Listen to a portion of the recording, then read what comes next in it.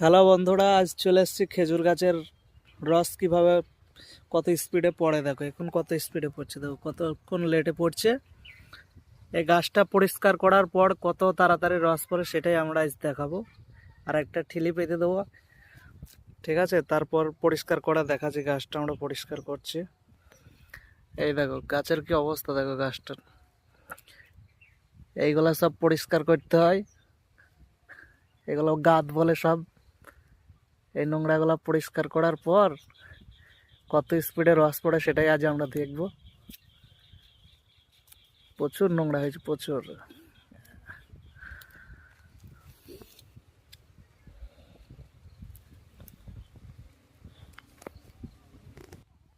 এই দেখো কত তাড়াতাড়ি রস পড়ছে, দেখি পরিষ্কার করে দেই।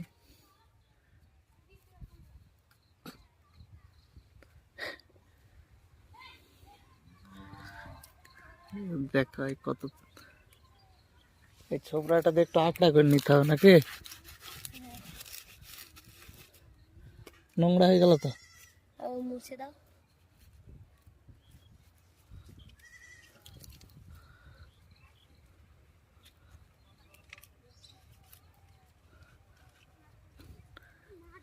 এবার আমরা তাকে দেখে কোন ঘামছে।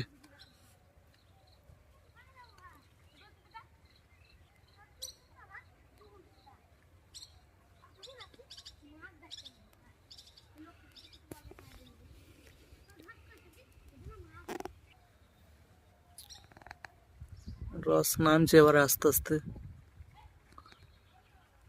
এই পিঁপড়েটাই রস খাইছে, খেয়ে নিল সব রস। লে এবার বল। এই দেখো বন্ধু, আমরা এবার ঠিলি পেতে দেবো। দাঁড়া, রসটা পড়ছে দেখাই। এই দেখুন গাইস, রস পড়ছে।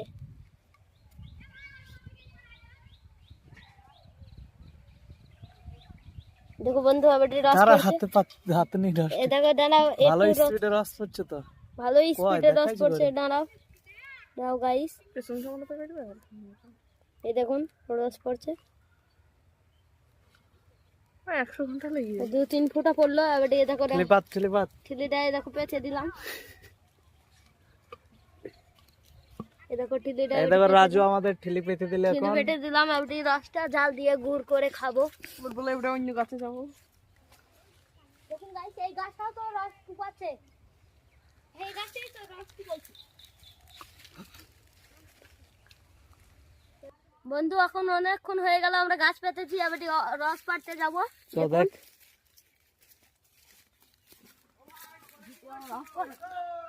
লে